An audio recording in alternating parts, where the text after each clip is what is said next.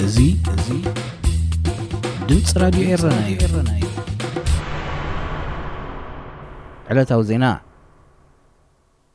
ፈረንሳ ንኢትዮጵያ ክትህቦ ዝመደበት ወተሃደራዊ ሓገዝ ደው ከም ዘበለቶ ተገሊጹ። አጃንስ ፍራንስ ፕረስ ስሞም ክትጥቀሱ ካብ ዘይደለዩ ዲፕሎማሲያውያን ምንጭታቱ ብዝረኸቦ ሓበሬታ መሰረት እቲ ፈረንሳ ኣብ ሙቐም ሓይሊ ባሕሪ ኢትዮጵያ ክትጻወቶ ዝመደበት ተራ ምስ ዝህልው ኩነታት ኢትዮጵያ ብዝተኣሳሰር ምኽንያት ደው ኢሉ ከም ዘሎ ተሓቢሩ።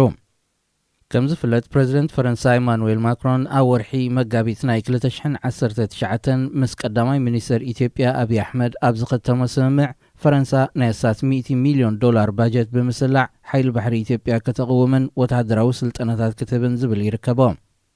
ድሕሪ ዝስምምዕ ወተሃደራውያን ኣዘዝቲ ኢትዮጵያ ናብ ሻርቡክ ኣብ ዝርከብ ሓይሊ ባሕሪ ፈረንሳን ካልእ ወተሃደራዊ ነቁጣታትን ብምብጻሕ ተመክሮ ከም ዝቐስሙ ተገይሩ እዩ።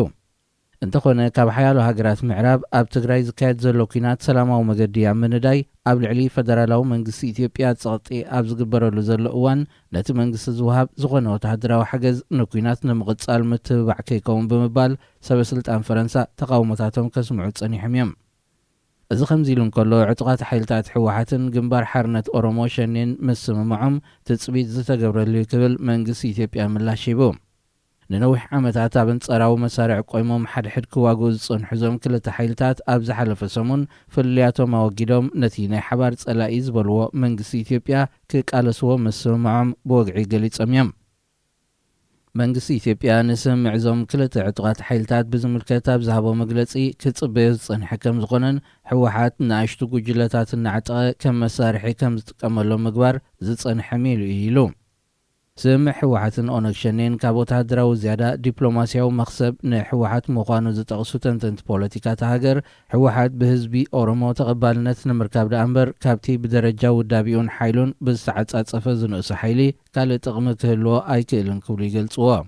መራሒ ዕጡቕ ሓይሊ ሸኔ ኣብ ፖለቲካ ቀዋሚ ማሓዛ ወይ ቀዋሚ ጸላኢ የለን ብምባል ኣብ ልዕሊ ሕወሓት ዝነበሮ ራእያ ለውጢ ከም ዝገበረ ንኣህጉራውያን ማዕከናት ዜና ቃሉ ሂቡ። ሱዳን ካብ ቱርኪ ዝተረቐቐ ወተሃደራዊ ቴክኖሎጂ ዝውንን ኣጽዋር ክትገዝእ ከም እትደሊ ተገሊጹ። ዓብደልፈታሕ አልቡርሃን ናይ 2 መዓልቲ ናይ ቱርክ ዕዶ ተዛዚሙ ንሃገሩ ዝተመልሰሉ እዋን ጋዜጠኛታት ኣብ ዝሃቦ ቃለ መጠይቕ ምስ ቱርካዊ መዘንኡ ጣይብ ኤርዶዋን ኣብ ዘካየዶ ዘተ ኣብ ዝተፈላለየ ጽላታት ናይ ምትሕጋዝ ስምምዓት ከም ዝፈረመ ገሊጹ። ኣብ ትርክብ ንቁጠባ ሕርሻ ሜድያን ጸዓትን ብዝምልከት ምትሕጋዛት ክፈረም እንከሎ ኣብ ወተሃደራዊ ሸነኽ ከዓ ሱዳን ብቴክኖሎጂ ዝተራቐቐ ኣጽዋርን መፍረይ ትካላትን ካብ ቱርኪ ክትገዝእ ከም እትደሊ ምግላጹ አልቡርሃን ሓቢሩ።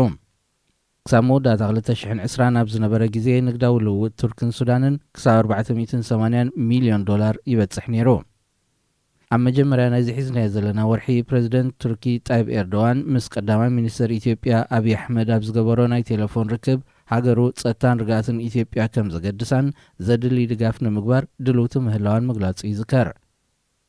ብኻልእ ወገን ናብቲ ሱዳንን ኢትዮጵያን ዘሰሓሕበን ዘሎ ከባቢታት ዶባት ሓንቲ ናይ ስለያ ሰብ ኣልቦ ነፋሪት ኢትዮጵያ ብሰራዊት ሱዳን ተሃሪማ ከም ዝተሓምሸሸት ተገሊጹ። ወተሃደራውያን ምንጭታት ሱዳን ኣብ ዘርግሕዎ ሓበሬታ ኣብቲ ዘከራኽር ዘሎ ከባቢታት ኣልፋሽጋ ክትዝንቢ ዝተረኽበት ሰብ ኣልቦ በራሪት ክለኣየር ሱዳን ትሒሳብ ምእታዋ ከም ዝተሃርመታ መልኪቶም። ነዚ ብስሞም ክገልጹ ዘይደለዩ ወተሃደራውያን ሓለፍቲ ሱዳን ዝተዋህበ ሓበሬታ ካብ መንግስቲ ሱዳን ይኹን መንግስቲ ኢትዮጵያ ዛጊት ዝተዋህበ ወግዓዊ መግለጺ የለን። ክቡራት ሰማዕትና ዜና ብዝተፈጺሙሎ Radio Erena. Radio Erena ካብ ከተማ ፓሪስ ዝመሓላለፍ ብኤርትራውያን ጋዜጠኛታት ዝዳሎ ነፃ ሬድዮ እዩ።